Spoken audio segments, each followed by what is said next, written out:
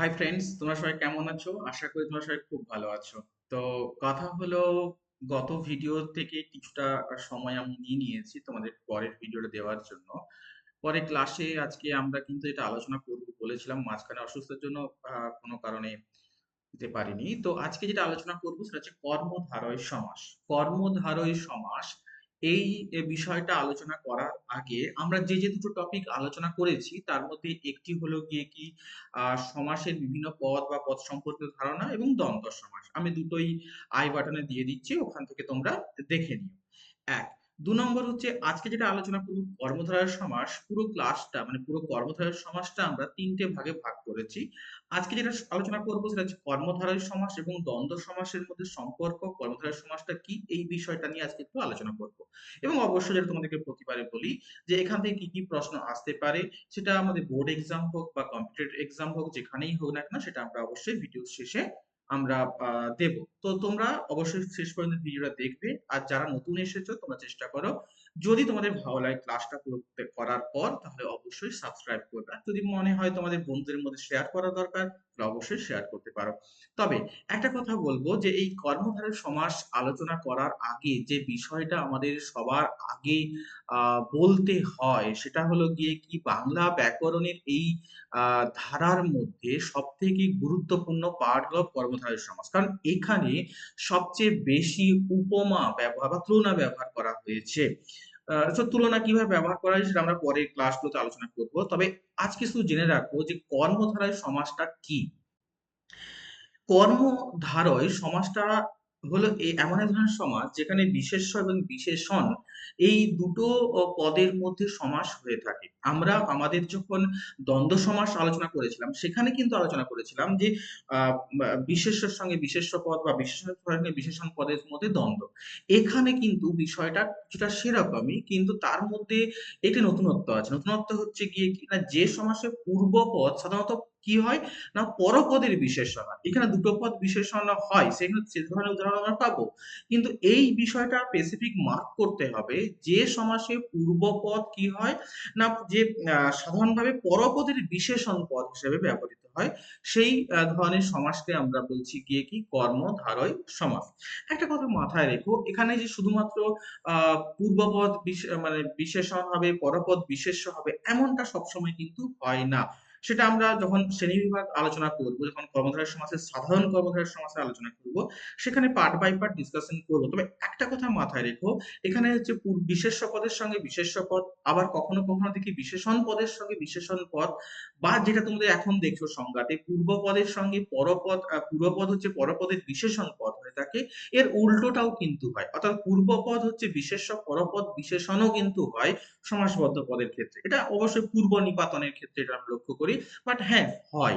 অর্থাৎ সহজভাবে যদি বলি যে বিশেষ্য পদের সঙ্গে বিশেষ্য পদ, বিশেষণ পদের সঙ্গে বিশেষণ পদ, বা বিশেষণ পদের সঙ্গে বিশেষ্য পদের যখন সমাস দেখি আমরা, বা সমাসবদ্ধ পদ নিয়মের আমরা দেখি, তখন তাকে আমরা বলছি কর্মধারয় সমাস। যেমন ধরো এটা উদাহরণ দিয়েছি, পূর্ণ যে চন্দ্র, চন্দ্র মানে চাঁদ, চাঁদ একটা হচ্ছে উপগ্রহের নাম, তাহলে এটা হচ্ছে বিশেষ্য।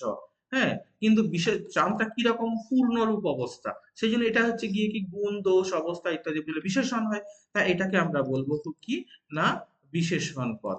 তো নিয়ম অনুসারে আমরা যাচ্ছি, পূর্বপদ কি হচ্ছে, পরপদের বিশেষণ পদ হচ্ছে, সেই অনুযায়ী কিন্তু সংজ্ঞাটা আমরা উদাহরণ। একটা কথা আবার একটা রিপিট করে দিই, বারবার আমি ক্লাসে বলি অবশ্য, যে যখন তোমরা ক্লাস 9-এ পড়ছো বা ক্লাস 10-এ পড়ছো বা যেই ক্লাসে তোমরা দাও না কেন এই ধরনের সংজ্ঞাগুলো, অবশ্যই উদাহরণ দেবে। উদাহরণ না দিলে কিন্তু পুরো নাম্বার তোমরা পাবে না। তাহলে আমরা কি করলাম, কর্মধারয় সমাসটা জানলাম। এবার যেটা প্রশ্ন হয় যে কর্মধারয় সমাসের ব্যাস বাক্য কি হবে। ব্যাস বাক্য হচ্ছে গিয়ে কি না, এই যে কর্মধারয় পদ, এটা যে আমি কর্মধারয় পদ বলি বা সমাসবদ্ধ পদ বলি, এই সমাসবদ্ধ পদের ব্যাস বাক্য কি। আমরা বেশিরভাগ বইয়ে কিন্তু পাবো যে করে সে ধরে কর্মধারায়, বা কোথাও কোথাও এটাও পেতে পারি যিনি করেন তিনি ধরেন, এটাও দিতে পারি। এটা আমাদের সাধারণ কর্মধারায়, সাধারণ লিখে রাখো তোমরা, সাধারণ কর্ম সরি সাধারণ কর্মধারায় ধারয় সমাস অর্থাৎ সাধারণ কর্মধারয় সমাস। তবে এটা ছাড়াও আরেকটি আমরা কিন্তু পাবো, সেটা হচ্ছে গিয়ে কি না কর্ম ধারণ করে যে, কি না কর্ম, আমি একটু কালিটা চেঞ্জ করে নিই যাতে তোমাদের বুঝতে সুবিধে হয়। আহ কর্ম ধারণ করে যে, এই ব্যাস বাক্যটাও কিন্তু আমাদের হয়ে থাকে, যার আমাদের সমাস হবে উপপদ তৎপুরুষ। উপপদ তৎপুরুষ। এটা কিন্তু তোমার তুমি কোনো বইয়ে পাবে না। এই যে কর্ম ধারণ করে যে, এই ব্যাস এটা কিন্তু তোমরা কোথাও পাবে না। তো এটা একটু মাথায় রাখবে, পরীক্ষায় কিন্তু আসে। তাহলে কর্মধারয় সমাসের ব্যাস বাক্য কি হবে না, যে করে সে ধরে কর্মধারায়, বা যিনি করেন তিনি ধরেন কর্মধারায়, বা কর্ম ধারণ করে যে উপপদ তৎপুরুষ। এই তিনটে ব্যাস বাক্যই কিন্তু মাথায় রাখবে। উপরে দুটো আমি বলেছি সাধারণ কর্মধারয় সমাসের উদাহরণ, নিচেটা উপপদ তৎপুরুষের উদাহরণ। নেক্সট যেটা আমাদের জানতে হবে সেটা হলো গিয়ে কি কর্মধারায় কথার অর্থ কি। কথা খুব সহজ, কর্ম ধারণকারী তাকেই বলছি, বা বৃত্তি ধারণকারী তাকে বলছি আমরা কর্মধারায়। কর্ম বা বৃত্তি ধারণকারী তাকে আমরা বলছি গিয়ে কি না কর্মধারায়। মনে থাকবে আশা করি। অর্থাৎ কর্ম ধারণকারী বা বৃত্তি ধারণকারীকে বলছি সাধারণ অর্থে কর্মধারায়। নেক্সট যে প্রশ্নটা আমাদের আসে সেটা হচ্ছে গিয়ে কর্মধারায় কোথায় ব্যবহার, মানে কোন পদের অর্থ প্রাধান্য পাচ্ছে। এটা হলো গিয়ে কি পরপদের অর্থ প্রাধান্য পাচ্ছে। যদিও আমরা তৎপুরুষ সমাস এখনো পড়াইনি, তারপরও আমি রিপিটেশন দিয়ে রাখছি যে হচ্ছে গিয়ে কি কর্মধারয় সমাস এবং তৎপুরুষ সমাস উভয় সমাসে কিন্তু পরপদের অর্থ প্রাধান্য পায়।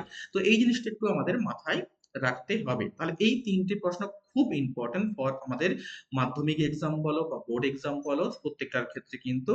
অর্থাৎ যে করে সে ধরে, কর্মধারায় যিনি করেন তিনি ধরেন, বা কর্মধারণ করেন যে ইত্যাদি, এই তিনটে ব্যাস বাক্য। কর্মধারয় কথাটির অর্থ কি, কর্মধারণ করেন জি বা কর্মধারণকারী ইত্যাদি, আর কোন পদের অর্থ প্রাধান্য পায়, উত্তরে পরপদের অর্থ প্রাধান্য পায়।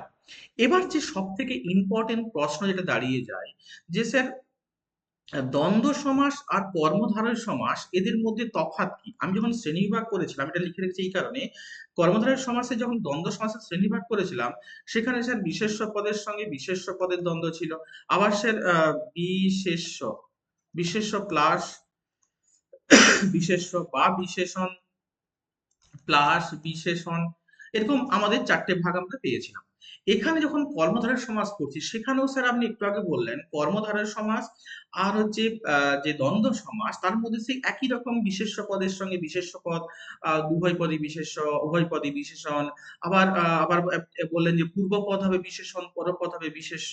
আবার আপনি বললেন পূর্ব নিপাতনের ক্ষেত্রে হলে পূর্বপদ বিশেষ্য হতে পারে, পরপদ বিশেষণও হতে পারে। তাহলে স্যার এখন কথা হলো, যদি দুটো বিষয় ভিন্ন নয়, দুটো বিষয় বিশেষ্য বিশেষণ বিশেষণ বিশেষ্য ইত্যাদি ইত্যাদি এইরকমই দেখা দেয়, তাহলে এখন প্রশ্ন হলো দ্বন্দ্ব সমাসের সঙ্গে স্যার কর্মধারয় সমাসের তফাৎ বা পার্থক্যটা কি।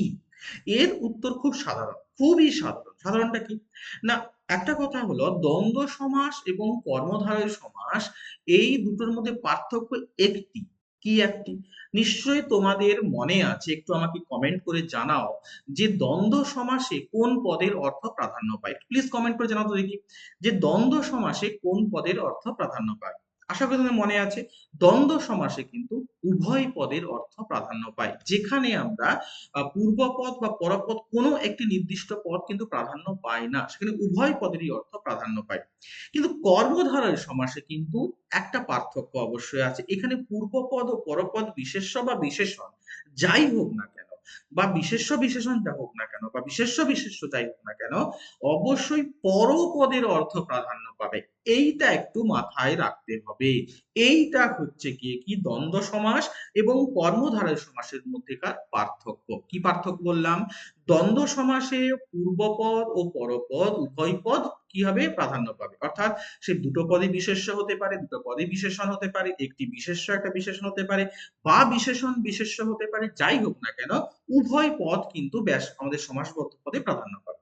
কিন্তু যখন কর্মধারয় সমাস করব, সেখানে বিশেষ্য পদের সঙ্গে বিশেষ্য হোক, বা বিশেষণ বিশেষণ হোক, বা বিশেষণ বিশেষ্য হোক, বা পূর্ব নিপাতনে বিশেষ্য বিশেষণ হোক না কেন, যাই হোক না কেন, সেখানে পরপদের অর্থ প্রাধান্য পাবে। এটা একটু মাথায় ঢুকিয়ে নাও যে যখন আমরা পাবো, যখন দ্বন্দ্ব সমাস বোধ উভয় পদের অর্থ প্রাধান্য পায়, আর যখন আমরা দেখব যে কর্মধারয় সমাস, সেখানে কিন্তু অবশ্যই কি হবে না উত্তর পদ বা পরপদের অর্থ প্রাধান্য পাবে। এই বিষয়টা একটু মাথায় রাখতে হবে। আশা করি তোমরা বুঝতে পেরেছো। তো আজকে যেটুকু আলোচনা করলাম সেখান থেকে কি কি বোর্ড এক্সামের প্রশ্ন আসতে পারে সেটা একটু জানবো। একটা হচ্ছে কর্মধারয় সমাস কাকে বলে, অবশ্যই কর্মধারয় কথাটির অর্থ কি, এবং ব্যাস বাক্য, এই দুটো একটু ভালো করে পড়বে। হ্যাঁ, মাধ্যমিক পরীক্ষা বলো বা অন্য যে কোনো পরীক্ষার জন্য কিন্তু অবশ্যই মাথায় রাখবে এই দুটো প্রশ্ন আমি ভিভিআই দিয়ে দিচ্ছি, যাতে পরীক্ষায় তোমরা ভালো করে করতে পারো। ঠিক আছে। আর এটা কি না হচ্ছে কর্মধারয় সমাসের কোন পদে কোন সমাসের মানে পার্থক্যটা কি, এটা হচ্ছে গিয়ে কি নিশ্চয়ই আমরা একটু আগে আলোচনা করলাম। আর এটা এই তিনটে বোর্ড এক্সামের জন্য ভিভিআই, দেবিত স্যার বলে যাচ্ছে ভিভিআই, অতএব এটা ভালো করে করতে হবে। ঠিক আছে। এই চারটি প্রশ্ন যদি তোমরা সুন্দর করে ভালো করে করে নিতে পারো, তাহলে আমি আশা করি যেটুকু ক্লাস আজকে কর্মধারয় সমাসের করলে সেখান থেকে কিন্তু কোনো প্রশ্ন আটকাবে না। এবার আসছি, যারা আমরা বোর্ড এক্সামের জন্য ছাড়া চাকরি পরীক্ষার জন্য আমরা খাটছি, সেখানে কি করব? অবশ্যই সমাস কাকে বলে এটা তো আমরা করব। তার সঙ্গে কথার অর্থ, এটা এটা না, এটা ঘুরিয়ে দেবে। এটা এমসিকিউ দেবে। যে যে যে সমাসে পূর্বপদ বিশেষণ পরপদ বিশেষ্য হয়, সেই সমাসকে কি সমাস বলে। হ্যাঁ, এইভাবে তোমাকে এমসিকিউ তে প্রশ্ন দেবে। এটা একটু সেই জন্য সংজ্ঞাটা জানতে হবে। আর অবশ্যই কর্মধারয় সমাস কোন সমাসের উদাহরণ এই হিসেবে তোমাকে দিতে পারে, কথাটির অর্থ দিতে পারে, কোন সমাসের উদাহরণ তোমাদের মাধ্যমিক তোমরা যারা বোর্ড এক্সামে তাদের জন্য কিন্তু মাথায় রেখো, তারাও কিন্তু এটা করে রাখবে। একই রকম পার্থক্য মানে কি দেখে আমরা কর্মধারয় সমাস এবং দ্বন্দ্ব সমাস চিনব, এই হিসেবেও কিন্তু এইখানে এই প্রশ্নটা করে রাখতে হবে। আর অবশ্যই এটা কোন সমাসের আহ কর্মধারয় সমাসে কোন পদের অর্থ প্রাধান্য পায়, এটা একটু করতে হবে। তবে হ্যাঁ, এটা মাথায় রাখবে যারা যারা চাকরির জন্য পরীক্ষার প্রস্তুতি নিচ্ছ, তারা কিন্তু মাথায় রাখবে কর্মধারয় সমাসে যেমন পরপদের অর্থ প্রাধান্য পায়, তেমন তৎপুরুষ সমাসেও কিন্তু পরপদের অর্থ প্রাধান্য পায়। তো যখন অপশন থাকবে সেটা কিন্তু ভেবেচিন্তে আমাদের দিতে হবে। ঠিক আছে। আশা করি সবাই বুঝতে পেরেছো। পরের ক্লাসে, আজকের ক্লাসটা করার পর পরের ক্লাসে আমরা কিন্তু কর্মধারয় সমাসের সাধারণ যে শ্রেণী বিভাগটা আছে এটা নিয়ে একটু ডিসকাশন করব। যারা এখনো পর্যন্ত ভিডিওটা দেখেছো বা দেখছো, তারা কিন্তু চেষ্টা করো, যদি তোমাদের প্রয়োজন মনে হয় অবশ্যই সাবস্ক্রাইব করে রাখো। আর হ্যাঁ, যদি ভালো বা মনে হয় যে তোমাদের খুব প্রয়োজনীয় হয়ে উঠেছে বা এটা খুব ভালো ভিডিও তোমাদের কাজে দেবে, তাহলে অবশ্যই একটা লাইক করবে। আর যদি কোনো কিছু জায়গায় অপশন মনে হয় যে তোমাদের জানার দরকার আছে, তাহলে অবশ্যই কমেন্ট করে জানাবে। ঠিক আছে। আজকে এই পর্যন্ত। পরের ক্লাসের জন্য অবশ্যই জানাচ্ছি যে পরের ক্লাস কিন্তু আমরা কর্মধারয় সমাজের যে শ্রেণীবিভাগ সেটা নিয়ে আলোচনা করব, তো অবশ্যই সেটা কেউ মিস করবে না। আর যদি কোনো ভিডিও না দেখে থাকো, তাহলে অবশ্যই তোমরা কি করবে না আই বাটনে গিয়ে ভিডিওগুলো দেখে নিতে পারো। ঠিক আছে, আগের ক্লাসে। ওকে, চলো টাটা, বাই। ওকে।